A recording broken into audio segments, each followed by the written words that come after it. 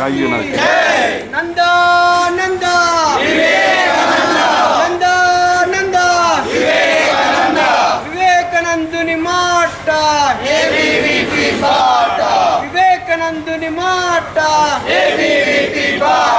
క్షణం క్షణం మా కణం కణం భారతమాతకే సమర్పణం, క్షణం క్షణం మా కణం కణం భారతమాతకే సమర్పణం. Nanda Nanda Vivekananda students power, nations power, క్షణం క్షణం మా కణం కణం భారతమాతకే సమర్పణం. భారత్ మాతాకి జై.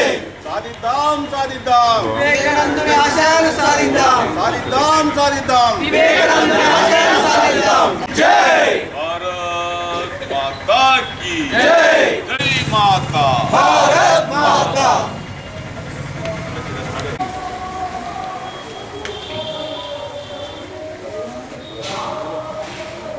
జై. భారత్ మాతా కి జై. సాధిద్దాం సాధిద్దాం, వివేకానందుని ఆశయాలు సాధిద్దాం, సాధిద్దాం సాధిద్దాం, నంద నంద వివేకానంద నంద నంద వివేకానంద. జై జై మాతా, భారత్ మాత. జై జై మాతా.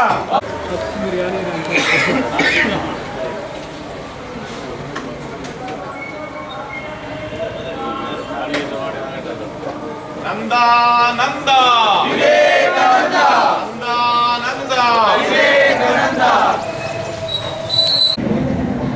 భారతదేశ ప్రఖ్యాత ప్రసిద్ధిగాంచిన ఆధ్యాత్మిక నాయకులు, మన దేశ ఔన్నత్యాన్ని ప్రపంచవ్యాప్తంగా తీసుకెళ్ళినటువంటి గొప్ప జ్ఞాని మన స్వామి వివేకానందుడు. వారి జయంతి ఈరోజు. మరి మనం అనుకుంటాము వారి జయంతి కదా, వారి దగ్గరకు వచ్చి వారికి గౌరవంగా పూలమాలలు సమర్పించుకుంటున్నాము. కొంతమంది మాట్లాడుతుంటారు వ్యంగ్యంగా, సరే పూలమాలలు సమర్పిస్తున్నారు మరి తర్వాత ఏంటి అని. కానీ ఒక్కటే, స్వామి వివేకానంద జయంతిని ఇలా జరుపుకోవడానికి కారణం మన ముందున్న తరాలు అసలు స్వామి వివేకానంద ఎవరు, స్వామి వివేకానంద చేసినటువంటి పనులు ఏమిటి, స్వామి వివేకానంద దగ్గర నుంచి భావి భవిష్యత్ తరాలు ఏం నేర్చుకోవాలనేటువంటి భావనతోని ప్రతి సంవత్సరము కూడా ఎంతో ఘనంగా అందరము కలిసి, భారతీయులందరము కలిసి కూడా ఆ మహాజ్ఞాని, ఒక గొప్ప నాయకులు, మన భారతదేశానికి ప్రపంచవ్యాప్తంగా ఆనాడు గుర్తింపు తెచ్చినటువంటి ఒక వీరుడు, యోధుడు. తన రచనలతోని, తన ఆధ్యాత్మిక వ్యాఖ్యానాలతోని పోరాటం చేసినటువంటి యోధుడు స్వామి వివేకానంద. మరి వారి జయంతిని మనం జరుపుకోవడం ద్వారా భావి భవిష్యత్ తరాలు కూడా మోటివేట్ అయ్యి వారి ఆశయాలను సాధించే విధంగా ముందుకెళ్ళడం, ఆశయాలను సాధించడం కోసం వారి చేసినటువంటి ఒక అమోఘమైనటువంటి కృషిని గుర్తు చేసుకుంటూ మన భవిష్యత్ తరాలకు తెలియజేయాలనేటువంటి ఉద్దేశంతో మాజీ కౌన్సిలర్ గారైనటువంటి కుమ్రవేలి లక్ష్మీనారాయణ గారు ఇక్కడ విగ్రహ ప్రతిష్ఠ చేయడం జరిగింది. మరి ఈరోజు వారి పుట్టినరోజు, స్వామి వివేకానందుడు జయంతి సందర్భంగా, అంటే వారి పుట్టినరోజే వారు కూడా ఒక గొప్ప వ్యక్తిగా జన్మించడం చాలా సంతోషంగా ఉంది. కానీ కొంత అనారోగ్య కారణాల వల్ల వారి ఇక్కడికి రాలేకపోయినా కూడా భగవంతుడు వారికి మంచి ఆరోగ్యాన్ని కలిగజేయాలని కోరుకుంటూ వారికి ప్రజలందరి పక్షాన కూడా హృదయపూర్వక ధన్యవాదాలు తెలియజేస్తూ ఉన్నాను. వారి సతీమణి ఇక్కడికి రావడం జరిగింది, వారికి కూడా హృదయపూర్వక ధన్యవాదాలు తెలియజేస్తూ ఉన్నాను. మా అందరి పక్షాన కూడా వారికి పుట్టినరోజు శుభాకాంక్షలు తెలియజేయవలసిందిగా కోరుకుంటున్నాను. ప్రతి ఒక్కరూ కూడా, యువత ప్రతి ఒక్కరూ కూడా లేవండి, మేల్కోండి. మన భారతదేశ సంస్కృతి సాంప్రదాయాలను, మన ధర్మాన్ని, మన దేశ ఔన్నత్యాన్ని కాపాడుకోవాల్సిన సమయం మరొక్కసారి ఆసన్నమైంది. అందరూ కూడా ధర్మాన్ని ఒక ఆయుధంగా మలిచి ముందుకు నడిచి మీకున్నటువంటి సత్తువను మరొక్కసారి స్వామి వివేకానందుని చూసి గుర్తు తెచ్చుకొని వారి ఆశయాల సాధన కోసం, మన భారతదేశ ఔన్నత్యాన్ని, మన చరిత్రను కాపాడడం కోసం ముందుకు కురికి వారి లక్ష్య సాధనే ధ్యేయంగా, శ్వాసగా, ఊపిరిగా ముందుకు సాగాలని కోరుకుంటూ స్వామి వివేకానందునికి అందరి పక్షాన కూడా ఘన నివాళులు అర్పిస్తూ మరొక్కసారి జగిత్యాల పట్టణ మరియు నియోజకవర్గ ప్రజలందరికీ కూడా స్వామి వివేకానంద జయంతి సందర్భంగా శుభాకాంక్షలు తెలియజేస్తూ ఉన్నాను. ఈ కార్యక్రమంలో పాల్గొన్నటువంటి ప్రతి ఒక్కరికి కూడా పేరు పేరున హృదయపూర్వక నమస్కారాలు, అదేవిధంగా ధన్యవాదాలు తెలియజేస్తూ ఉన్నాను. మీడియా సోదరులకు కూడా ప్రత్యేక ధన్యవాదాలు. స్వామి వివేకానంద జయంతి శుభాకాంక్షలు తెలియజేస్తూ భారతదేశం యొక్క ఔన్నత్యాన్ని, దేశం యొక్క గొప్పతనాన్ని, స్వాతంత్రానికి రాకపూర్వము మరి ఆనాడు 100 సంవత్సరాల కిందట చెప్పినటువంటి వ్యక్తి స్వామి వివేకానంద గారని తెలియజేస్తూ మరి వారి జయంతి సందర్భంగా గుర్తుంచుకోవాల్సినటువంటి 2 అంశాలు. వారు చెప్పినటువంటి ఒకే ఒక్క మాట, all are within you can do anything and everything believe in that. అన్నీ నీలోనే ఉన్నాయి, నువ్వు ఏమైనా చేయగలవు, కానీ దాన్ని విశ్వసించని చెప్పాడు. మనకందరికీ ఆ విషయం తెలుసు. మన బాడీలోనే అన్నీ ఉంటాయి కనుక దాన్ని ఎలా మలుచుకుంటా చెప్పినటువంటి వ్యక్తి. ఆయన ఆదర్శంగా తీసుకొని యువత ముందుకెళ్లాలని, యువత చేతిలోనే దేశ భవిష్యత్తు ఉంటుందని, యువత కనుక పెడదారి పడితే దేశం పెడదారి పడుతుందని, ఈ దేశాన్ని రక్షించాలన్నా, దేశాన్ని ముందుకు తీసుకెళ్లాలన్నా ఏదైతే భారతదేశ యువత ఉందో వాళ్ళు వివిధ రంగాల్లోకి వెళ్ళి ఈ దేశాన్ని కాపాడుకోవడానికి అన్వత్తని చెప్పినటువంటి వ్యక్తి స్వామి వివేకానంద అని చెప్పేసి వారి బోధనలు, వారి యొక్క ఆశయాలు రాబోయే 1000 సంవత్సరాలు కూడా ఆచరణ యోగ్యమైనటువంటి మరి మాట చెప్పినటువంటి వ్యక్తి స్వామి వివేకానంద గారిని తెలియపరుస్తూ మరోసారి అందరికీ స్వామి వివేకానంద జయంతి శుభాకాంక్షలు తెలియజేస్తూ ముగిస్తున్నాను. జై హింద్, జై భారత్, భారత్ మాత. భారత్ మాతాకి జై. భారత్ మాతాకి జై. ఈరోజు సుదినం, శుభదినం. స్వామి వివేకానంద జయంతి మరియు యోజన దినోత్సవ సందర్భంగా అందరికీ శుభాకాంక్షలు. ఈ కార్యక్రమానికి నిర్వహిస్తున్నటువంటి ఏబీపీ కార్యకర్తలు, సాయి మరియు 1893వ సంవత్సరం సెప్టెంబర్ 11వ తేదీ స్వామి వివేకానంద ఓ అమెరికా సోదరి మనులారా అని సంబోధించగానే ఒక 5 నిమిషాల సేపు కరతాళ ధ్వనులు, జయ ధ్వానాలు, వాళ్ళ లోపల ఒక రకమైనటువంటి ఒక విద్యుత్ తరంగం, అరే మమ్మల్ని ఎక్కడో బంధుత్వంతో కలిపారు అని చెప్పి వాళ్ళ లోపల ఒక విద్యుత్ షాక్ ప్రవహించింది. అక్కడ ఉన్నటువంటి 5000 మంది మతాచార్యులు, ధర్మాచార్యులు ఏదైతే చికాగో మహానగరంలో గుమికూడారో వాళ్ళందరికీ ఒక రకమైనటువంటి జలదిరి. దాంతో వాళ్ళందరూ ఒక 5 నిమిషాల సేపు కరతాళ ధ్వనులు చేశారు. కేవలం సోదరి మనులారనే ఒక సాధారణ సంబోధన ద్వారా విశ్వజనీనమైనటువంటిది, విశాలమైనటువంటి ఏదైతే ప్రపంచం లోపల హిందూ ధర్మం ఉందో ఆ ధర్మానికి ప్రతినిధిగా నేను ఈ సభలో ప్రసంగిస్తున్నాను అని అన్నాడు. ద హిందూ మాంకపు ఆకాశం పతితంతోయం నదీ సాగర గచ్చతి, సర్వదేవో నమస్కార కేశవం పద గచ్చతి. ఆకాశం నుండి పడుతున్నటువంటి ప్రతి చినుకు మరి ఏరులై, నదులై, తర్వాత చివరికి సముద్రాన్ని చేరుకున్నట్టుగా ఏ దేవుణ్ణి నువ్వు నమ్ముకొని పూజించినా చివరికి ఆ పరమేశ్వరునే చేరుతావని విశ్వసించేటువంటి ప్రపంచంలో ఏకైక ధర్మము హిందూ ధర్మము. ఆ ధర్మానికి ప్రతినిధిగా నేను ఈ సభలో ప్రసంగిస్తున్నాను.